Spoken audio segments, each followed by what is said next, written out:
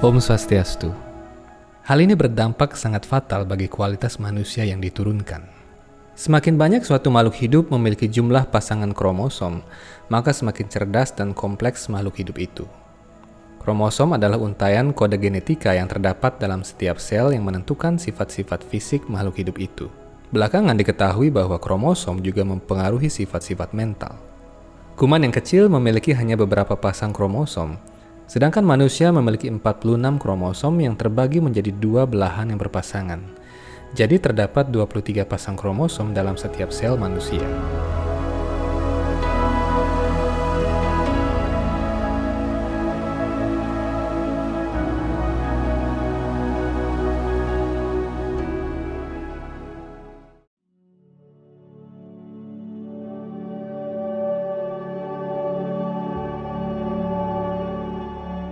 Berbicara mengenai makhluk yang ada di bumi, manusia memiliki jumlah kromosom terbanyak nomor 2 setelah babon, sehingga manusia termasuk organisme paling cerdas di planetnya. Uniknya, seekor babon memiliki 48 kromosom, namun babon tidak lebih cerdas daripada manusia kelihatannya. Hal ini mengasumsikan bahwa kromosom manusia mengalami penurunan jumlah dari masa ke masa. Pada masa lalu, kromosom manusia bisa mencapai jumlah 3 hingga 4 kali lipat dari jumlahnya kini, sehingga tak heran manusia dapat berketurunan dengan para dewa atau bidadari yang adalah spesies yang lebih sempurna. Para ahli genetika baru-baru ini menyadari bahwa kromosom manusia akan terus menurun di masa depan karena faktor lingkungan dan perkawinan yang semakin merosot. Oleh sebab itu, ramalan kitab suci Weda bahwa pada akhir zaman Kali Yuga, wajah manusia akan menyerupai keledai, tidak bisa dianggap sesuatu yang remeh dan hayalan belaka. Karena pada masa lalu kromosom manusia begitu sempurna dan perkasa, pasangan suami istri dapat melahirkan keturunan sangat banyak pada saat bersamaan. Peristiwa saat Prajapati Daksa yang memiliki 60.000 putra, serta Risabhadewa Maharaja yang memiliki 100 putra, tidak lagi menjadi hal yang ajaib apabila kesempurnaan kromosom dijadikan alasan utama. Bahkan lantaran kromosom yang sempurna ini, seorang laki-laki bisa memperoleh keturunan tidak selalu dengan bantuan kaum wanita. Raja Saradwan misalnya, yang mendapatkan putra hanya dari benihnya yang jatuh ke rumput. Dari benih itu lahir dua bayi kembar buncing bernama Kripa dan Kripi. Kripa menjadi seorang Brahmana, yakni Kripacarya, sedangkan Kripi menjadi istri Dronacarya, guru militer para Pandawa dan Kaurawa. Raja Nahusa yang saleh menduduki tahta surga selama beberapa waktu. Semua dewa dan para resi agung menghormatinya dan memanjatkan doa-doa pujian dari Rigveda Samhita kepadanya. Makhluk-makhluk mulia di alam semesta seperti para yaksa, kinara, kimpurusa, siddha, gandharwa, dan apsara tunduk kepadanya. Para iblis, asura, dan kalakeya yang gemar mengacau alam semesta gentar mendengar nama dan kemasyurannya. Dalam setiap upacara yajna yang dilakukan oleh para Brahmana di bumi, Nahusa mendapatkan jatahnya, sama seperti Indra. Kemewahan tiada tara serta jabatan yang tinggi akhirnya perlahan mulai bisa menggeser sifat-sifat saleh Raja Nahusa dari dalam hatinya. Suatu ketika, ia rupanya tak kuasa lagi membendung keangkuhannya. Dia berkata kepada Agni, "Dewa Agni, kini aku adalah Raja Surga. Mengapa aku tidak menjadi Raja Surga bagi Sachi? Mengapa dia tidak datang kemari dan duduk di sampingku?" Dewi Sachi adalah istri Dewa Indra, Ratu Kerajaan Surga. Beliau juga dikenal sebagai Indrani. Selama suaminya bertapa, Dewi Sachi mengurung dirinya dalam istana para ratu surgawi sambil melakukan pertapaan, memohon kepada Tuhan yang agung agar penderitaan suaminya segera berakhir dan dapat bertugas kembali. Para dewa adalah makhluk ciptaan Tuhan dalam pengaruh sifat satwam, sehingga bangsa para dewa tentu memiliki tata susila yang tinggi. Dewa Agni yang was-was akan sifat Nahusa yang mulai melewati batas tata susila, pergi menghadap Ratu Indrani dan mengutarakan kecurigaannya. Mendengar pernyataan Dewa Agni, Ratu menjadi ketakutan dan memohon perlindungan di kaki Padma Risi Brihaspati, guru kerohanian para dewa. Risi Brihaspati adalah cucu Dewa Brahma, kakek moyang alam semesta ini. Ayahnya bernama Risi Anggira, sehingga beliau juga dikenal dengan nama Anggirasa. Mendengar permohonan Sachi Dewi, Resi Brihaspati memerintahkannya untuk memuja Laksmi agar dipertemukan kembali dengan suaminya. Tak seperti anggapan awam, para dewa tidak memiliki kedudukan yang sejajar. Dalam tatanan manajemen alam semesta, para dewa dan para kepribadian mulia di alam semesta ini memiliki hierarki. Para dewa seperti Soma, Marutgana, Waruna, Agni, dan sebagainya memberi hormat kepada Dewa Indra karena Indra adalah pemimpin mereka. Dewa Indra memberikan penghormatan kepada golongan Prajapati karena semua dewa lahir dari Prajapati. Para Prajapati bersujud kepada Dewa Brahma karena beliau adalah makhluk hidup tertua di alam material ini. Ketika Dewa Indra bertemu dengan Dewa Brahma, Dewa Indra akan bersujud dan memanjatkan pranama. Wahai Swayambu yang lahir dari pusar Tuhan, mohon terimalah sembah sujud hamba. Ini adalah hierarki di antara makhluk-makhluk kelas tinggi di alam semesta. Apabila manusia tidak mengenal hierarki seperti ini dan tidak mengenal tata krama seperti hal tersebut, maka bagaimana mungkin kita berharap untuk bisa berada di planet-planet surga? Semua makhluk hidup tersebut menghamba kepada Tuhan Sri Krishna atau wujud-wujud Wisnu beliau yang berada di setiap planet di alam semesta ini. Seseorang yang ingin pengetahuan sebenar-benarnya hendaknya memahami hal ini agar tidak melakukan kesalahan mempersamakan kedudukan semua dewa atau mempersamakan kedudukan dewa-dewa dengan Tuhan.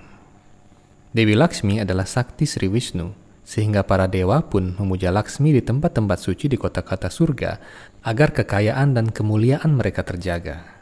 Dengan cara itu, Dewi Sachi berdoa kepada Laksmi dalam rasa kesetiaannya kepada suaminya. Atas berkat Dewi Laksmi, Sachi dapat bertemu dengan Dewa Indra di dasar Danau Manasa Sarawara yang suci. Mendengar keadaan kerajaan surga dan keangkuhan Nahusa, Dewa Indra merencanakan sesuatu untuk menyelamatkan kerajaannya dan juga istrinya. Dewa Indra memberitahu istrinya agar berpura-pura menyetujui permohonan Nahusa agar Nahusa terjebak sendiri dalam nafsu dan kesombongannya. Di kerajaan surga terdapat suatu perayaan besar di mana Dewa Indra diarak dalam sebuah tandu yang dibawa oleh 7 resi agung atau saptarsi. Dewa Indra memberitahu istrinya agar menyuruh Nahusa datang ke istana ratu untuk menjemputnya dalam tandu ketika perayaan. Dewi Sachi mengikuti petunjuk suaminya. Tatkala perayaan besar itu tiba, ke-7 resi agung datang dari sistem planet Saptarsi Mandala yang kini bisa kita lihat sebagai rasi Ursa Mayor dalam astronomi modern. Ke-7 resi itu datang untuk menandu Nahusa dalam tanduk emas. Di antara ke-7 resi tersebut, hadir pula resi Agastya yang memiliki badan yang lebih pendek daripada para resi yang lainnya. Tatkala ke-7 orang suci tersebut menandu Nahusa, resi Agastya yang berperawakan pendek tidak dapat menandu dengan baik, sehingga jalannya tandu menjadi pincang. Nahusa yang terbakar rasa marah dan angkuh berteriak murka karena tandu mulai oleng dan bergerak tak beraturan. Dia berseru dan mengatakan sarpa, sarpa sebagai peringatan agar para resi berjalan dengan lebih cepat. Nafsunya telah membuatnya buta sehingga melupakan siapa sesungguhnya yang membawa tandunya. Detik selanjutnya, dengan rasa marah yang meluap-luap, Nahusa yang melupakan tata krama menendang resi Agastya sehingga tersungkur. Para Brahmana dan para resi lain yang membawa tandu itu di pundak mereka seketika murka melihat insiden tersebut. Resi Agastya yang agung berbalik kepada Nahusa dan berkata, "Kau kira siapa dirimu? Mulai sekarang jadilah sarpa dan merayaplah di hutan dalam waktu yang sangat lama." Sarpa dalam bahasa Sanskerta berarti ular. Seorang resi atau Brahmana tentunya adalah pribadi yang sanggup menaklukkan nafsu dan amarah. Akan tetapi kitab suci Weda menyatakan bahwa amarah dapat digunakan oleh yang berwenang untuk menegakkan tata krama, keadilan, dan kebenaran. Nahusa sebagai seorang raja tidak sepantasnya berbuat kasar terhadap para Brahmana agung seperti resi Agastya.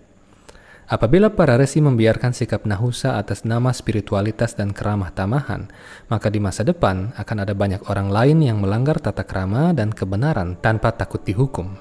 Oleh karena itu, kemarahan resi Agastya bukanlah sentimen pribadi karena Nahusa telah menendangnya atau mengejeknya, melainkan untuk menegakkan norma karena Nahusa telah melakukan pelanggaran etika dan tata krama kepada seorang Brahmana yang suci. Selama 1.800.000 tahun, Nahusa menderita di hutan belantara sebagai seekor ular piton raksasa. Atas karunia Resi Narada, putra Brahma, Nahusa hanya bisa dibebaskan oleh orang dari garis keturunannya yang bisa menjawab seluruh pertanyaannya. Zaman telah berganti kedua para yuga, dan dinasti Somawamsa menjadi dinasti tangguh yang berkuasa atas setiap jengkal daratan dan lautan di bumi. Di akhir zaman Dwapara, saat kelima Pandawa diasingkan ke hutan, Nahusa mendapat setitik harapan untuk bebas dari kutukan tersebut. Tatkala Maharaja Yudhistira melewati hutan tersebut, Nahusa menculik saudara-saudaranya. Nahusa dalam wujud ular piton raksasa itu meminta Yudhistira untuk menjawab pertanyaan-pertanyaannya.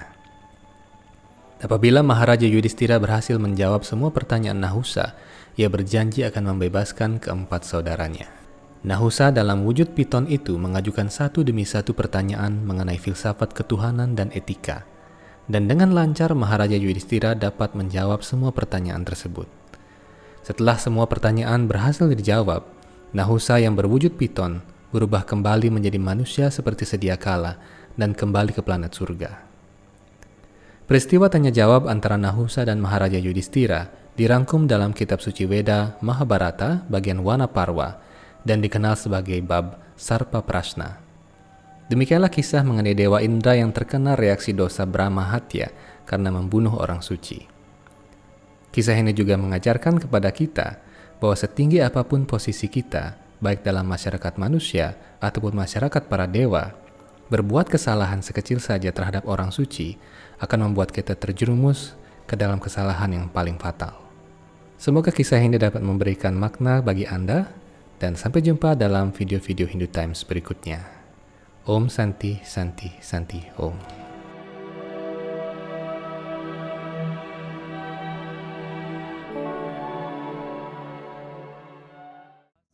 Prasadanta sahaja Balabhadrina Balina Subhadra Madhyasta Sakala Surasewa Vasarado Jagannatha Swami Nayana Patagami Bhavatuni Nilot Palapada Kamalan Rani Radhika Walabang Yashoda Nandana Raja Janapalaka Jagannatha